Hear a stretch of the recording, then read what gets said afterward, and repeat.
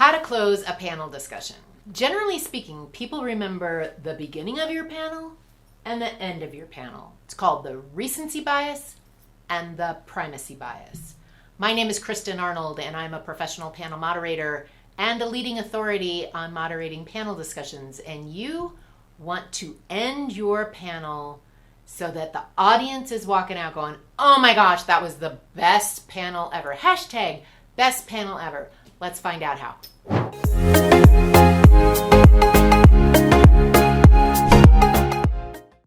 You know, there are so many ways to end your panel discussion, and in this video, we're going to be chatting about those ways that you can end your panel discussion so that people leave uplifted. They feel energized. They feel like it was a valuable use of their time and that they got great value out of it.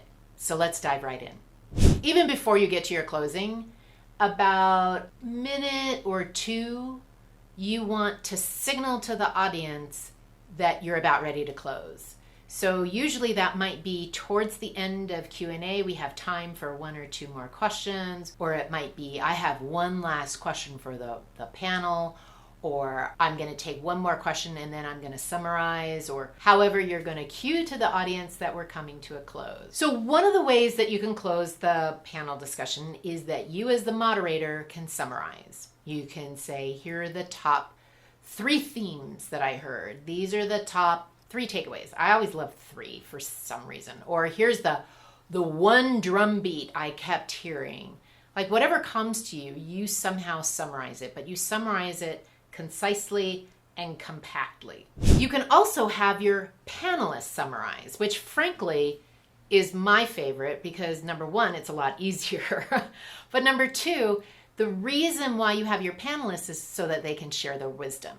So I often tell the panelists, this is going to be the last question. So for example, I might say, what's the one thing you want the audience to think, do, or feel as a result of this conversation? But I also tell the panelists, come prepared with 3 responses, because we do not want panelist number A saying one thing, and then panelist number 2 saying, well, I agree with panelist A, I got nothing to add, and panelist 3 saying the same thing. So remember, you want, as a panelist, you want to be additive, not repetitive. So I am going to have the first panelist say something. The second panelist now has 2 other things that they can say if it's redundant. And the third panelist has something new to say as well. Another question I like to ask panelists is, what's the future? Let's go forward 5 years, 10 years. If we were on this same panel in 5 years, would we be talking about the same things or something different? Which is always kind of an interesting question. Another way to end the panel is to ask the panelists and say, so what's your one final thought? Now, what I like about this question is it allows the panelists who have prepared, if they've come prepared with their 3 talking points, a story, and some kind of soundbite, which is what I asked them to come prepared with. If they haven't had an opportunity to weave that into their answer, this allows them to share at least one of those ideas. Or at the very least, to reiterate, to emphasize, or maybe now that they've had an interesting discussion, is that they come up with a new idea that they want to share. Another question you could ask the panelists is, what's the one question that you thought we were going to ask that we didn't ask? That's an interesting question. So if you've gotten some great ideas so far about how to close your panel, I invite you to like this video, and if you like, subscribe so that you can get notified whenever we drop a new tip or technique on moderating a panel. So you can summarize, you can have your panelists kind of summarize, and if you have a bit of time, you can have your audience members summarize. And you might be thinking, Kristen, how do I do that? A simple one is just, what's a shout out? One word. What are you taking away from this? That's actually kind of fun. You could actually just do a shout out by going into the audience and picking on a couple of people. That's fine.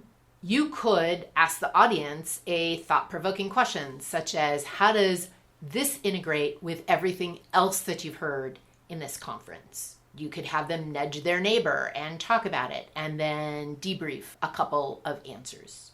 You could do the same kind of thing, asking a provocative question, but the provocative question is more around application.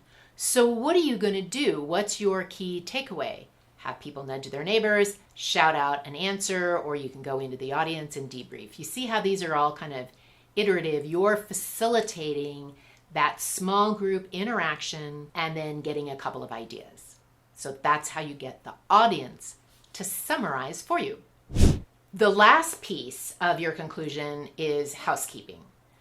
If there is something of a critical nature, like we have to change the room, so we need everybody to move outside, or please fill out your evaluation form, or there'll be a book signing of all of our panelists out in the foyer right after this. Whatever your housekeeping notification is, this is now the time. Keep it brief, keep it simple.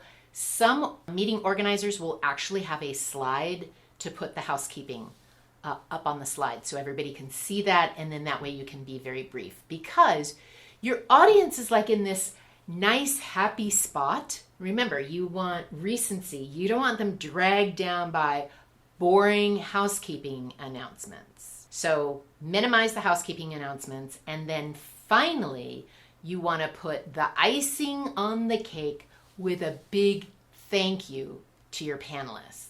So let's give a big thank you to our panelists, a big shout out. They're going to be available to talk with you. Thank you, panelists. You've been amazing and brilliant. Use your own authentic way that you like to thank people. Here's the one big no-no. Never, ever end your panel on audience Q&A. Ever. Just don't do it.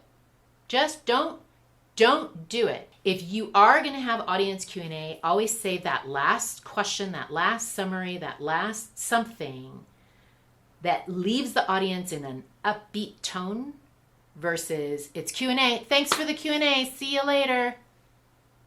It's like there's no polish. There's no bow. There's no frosting on the cake. There's no cherry on top. There's nothing for me to hook onto to say, oh, that was the most awesome panel ever. So never end with a Q&A, and hopefully you've gotten some good ideas on how to close the panel.